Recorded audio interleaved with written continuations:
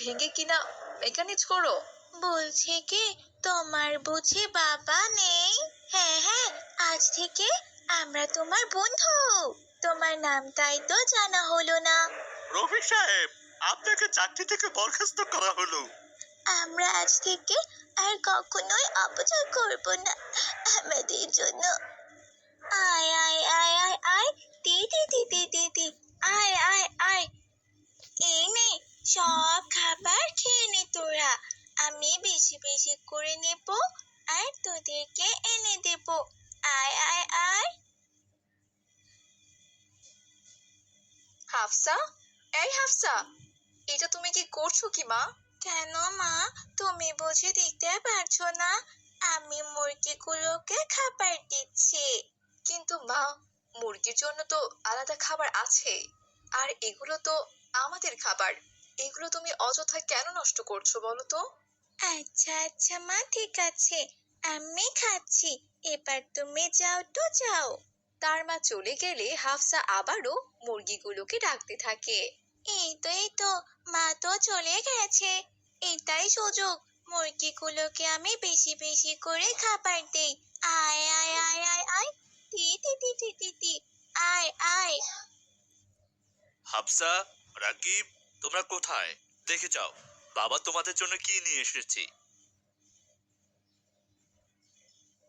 Wow বাবা, এটাতে কি আছে? এটাতে দই আছে। দেখি তো বাবা, দেখি, এটা আমাকে দাও।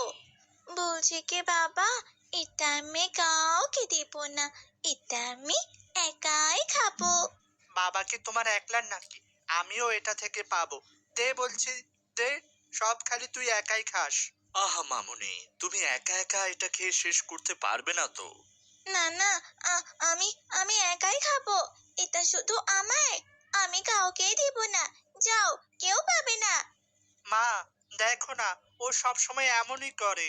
মা হাফসা, তুমি তো সবটা খেতে পারবে না মা। তাছাড়া তুমি তো সব সময় খাবার অপচয় করো মা। দাও, তুমি বরং একটু খাবার ভাইয়াকে দাও। কে শোনে কার কথা? জানেনই তো, ছোটরা একটু দুষ্টুমিতে বেশি এক্সপার্ট। আচ্ছা রাকিব, আমি তোমার জন্য আরেকটা আনবো, কেমন? না, আমার বুঝি খেতে ইচ্ছে করে না। আচ্ছা, এই নাও 100 টাকা, এটা তোমার। এভাবে চলতে থাকলে তো ওরা অপচয়কারীতে পরিণত হবে। কি করব তুমি বলো তো? ওদের নবী সুন্নাহ সম্পর্কে আকীদা নাই। ওদেরকে হাতে ধরে খেলার মাধ্যমে বোঝাতে হবে। নবীজির জীবনী সম্পর্কে তাদের বলতে হবে। এই দায়িত্ব তোমার। ইনশাল্লাহ। Boom boom boom. এই প্লেন, উড়ে যা উড়ে যা, তুই উড়ে যা। ওর ওর বলছি। উফ, আব্বু, এমন খেলনা কেউ এনে দেয় নাকি? হ্যাঁ, আমার কোনো কথাও শোনে না, আবার দেখছি উড়েও না। যে প্লেন উড়ে না, সে প্লেনটা দিয়ে আমি কি করব? হ্যাঁ, আমি যদি এটা ভেঙে ফেলি, তাহলে আব্বুকে বললে আর একটা নতুন প্লেন কিনে দেবেন আমাকে। না ভাঙলে তো নতুন প্লেন দেবেই না। এসব কথা বলে হাফসা প্লেনগুলোকে ভাঙতে শুরু করে।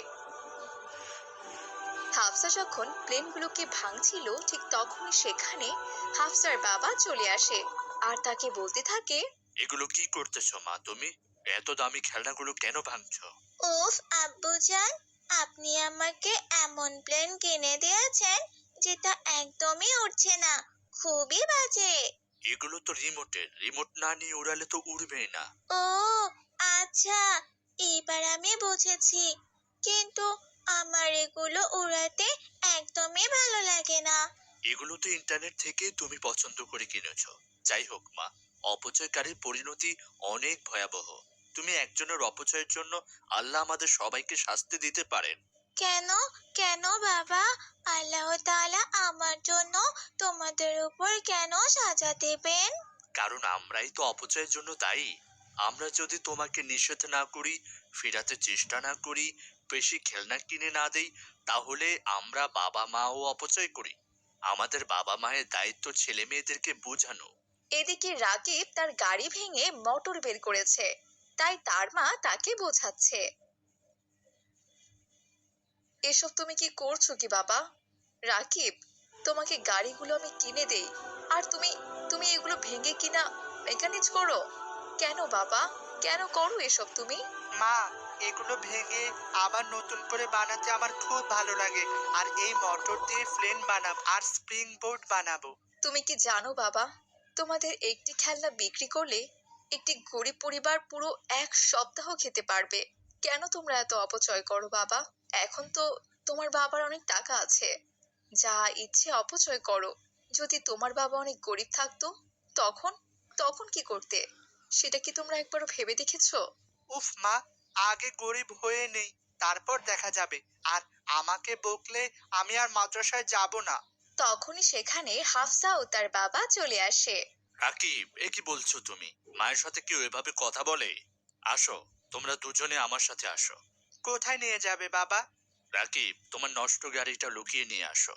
তারপর রাকিবের বাবা তাদেরকে নিয়ে একটি গরিব পরিবারের কাছে যায়। তারা সেখানে পৌঁছে দেখলো একটি গরিব ছেলে আনমনে খেলা করছে। একে কি বাবা, এটা তুমি আমাদেরকে কোথায় নিয়ে এলে? আর এটা দিয়ে কি করছে বাবা? আসলে বাবা তার কাছে কেন এনেছে, আর তার কাছে ওটাই বা কি? যাও, তোমরাই গিয়ে তাকে জিজ্ঞেস করে আসো। আর তোমার নষ্ট গাড়িটাও তাকে দিও, তাহলেই বুঝতে পারবে হয়তো। তারপর হাফসা ও রাকিব তার কাছে যায়, আর হাফসা বলতে থাকে, এই এই, তোমার কাছে এটা কি? তোমরা কারা? এটা আমার খেলনা, এটা দিয়ে আমি খেলা করি। আর রাত হলে পাশে নিয়ে ঘুমাই, সকালে উঠে আবার খেলা করি। এটা কি দিয়ে বানিয়েছো? এটার যে চাকা দেখছো, এই চাকাটি জুতা গোল করে কেটে বানিয়েছি, আর বোতল দিয়ে তৈরি করেছি। বলছে কি, তোমার বুঝি বাবা নেই? আছে তো। শোনো, তুমি তাকে বলবে যেন তোমাকে বাজার থেকে একটি সুন্দর গাড়ি কিনে দেয়। বুঝতে পেরেছো? আমার মা কালকে কাজ করে যে খাবার এনেছে, আজকে দুপুরে তা খাবো। আর গাড়ি কেনার টাকা আমার বাবার কাছে নেই। আমি যদি তোমাকে একটি নষ্ট গাড়ি দেই, নিবে? সত্যি? তুমি আমাকে তোমার গাড়ি দিবে? হ্যাঁ, দিব। কই, দাও দাও তবে। রাকিব তাকে তার গাড়িটি বের করে দেয়। গরিব ছেলেটি গাড়িটি পেয়ে বুকে জড়িয়ে ধরে আর অনেক খুশি হয়ে যায়। এটা কি একেবারে আমাকে দিয়েছ? হ্যাঁ, এটা একেবারেই তোমার জন্য। জানো, আমার মা যে বাড়িতে কাজ করে, সেই বাড়ির ছেলে মেয়ের কাছে এই গাড়ি দেখেছিলাম। আমি অনেক খুশি হলাম। তোমরা অনেক ভালো। গরিব ছেলেটির এমন খুশি দেখে রাকিব ও হাফসাও অনেক খুশি হয়ে যায়। তোমরা আজ থেকে আমার বন্ধু। হ্যাঁ হ্যাঁ, আজ থেকে আমরা তোমার বন্ধু। তোমার নামটাই তো জানা হলো না। তোমার নাম কি বন্ধু? আমার নাম তাওহিদ। তোমার? আমার নাম আমার নাম তো হাফসা। আর আমার ভাইয়ার নাম রাকিব। দাঁড়াও, বন্ধুর জন্য আমি আরো কিছু নিয়ে আসছি, দাঁড়াও। এরপর রাকিব তার বাবার কাছে যায়। বাবা, আমাকে কিছু টাকা দাও। কেন? বাবা, ওই ছেলেটা অনেক গরিব। আমাদের নষ্ট খেলনা পেয়ে সে অনেক খুশি। অথচ তোমার দেওয়া এত খেলনা পেয়েও আমরা খুশি হই না। আর সে একটা নষ্ট গাড়ি পেয়ে ঈদের মতো খুশি। বাবা, ওর ঘরে বাসি খাবার খায়। আমাকে কিছু টাকা দাও, তাকে দিব। রাকিব তার বাবার কাছ থেকে কিছু টাকা নিয়ে সে ছেলেটিকে দেয়। এই নাও বন্ধু। এত টাকা কার? এগুলো সব তোমার বন্ধু।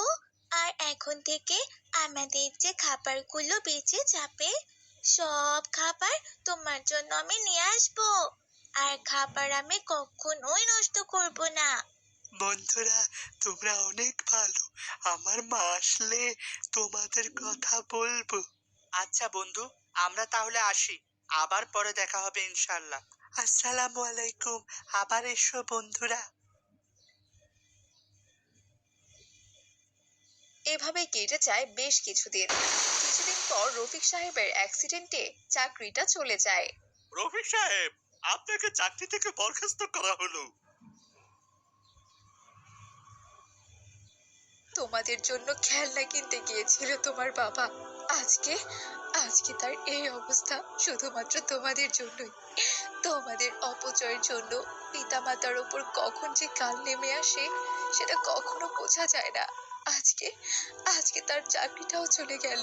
বাবা, আমরা আর তোমার কাছে কিছু চাইবো না। আমাকে আমাকে ক্ষমা করে দাও বাবা। বাবা, আমরা আর তোমাকে কখনোই কষ্ট দিব না, আর কখনো কোনো কিছুই চাইবো না। আমরা আজ থেকে আর কখনোই অপচয় করব না। আমাদের জন্য তোমার চাকরিটাও চলে গেল, ক্ষমা করে দাও। মা, তোমরা নিজেদের ভুল বুঝতে পেরেছো, এটাই অনেক। আল্লাহ চান তোমরা ভালো হও। শয়তান আমাদের প্রকাশ্য শত্রু। যারা অপচয় করে তারা শয়তানের ভাই। আমরা আর অপচয় করব না বাবা, আর শ্রেষ্ঠ উম্মত হয়ে আল্লাহর কাছে শয়তানের মতো নিকৃষ্ট হব না। বন্ধুরা, তোমরা যদি আল্লাহ ও আল্লাহ নবীর কাছে নিকৃষ্ট হতে না চাও, তবে অপচয় করো না। আর আমাদের থেকে কিছু শিখে থাকলে চ্যানেলটিকে সাবস্ক্রাইব করো আর শেয়ার করো তোমার আত্মীয় স্বজনদের কাছে। ধন্যবাদ তোমাদের ইসলামিক কার্টুনে সময় দেওয়ার জন্য।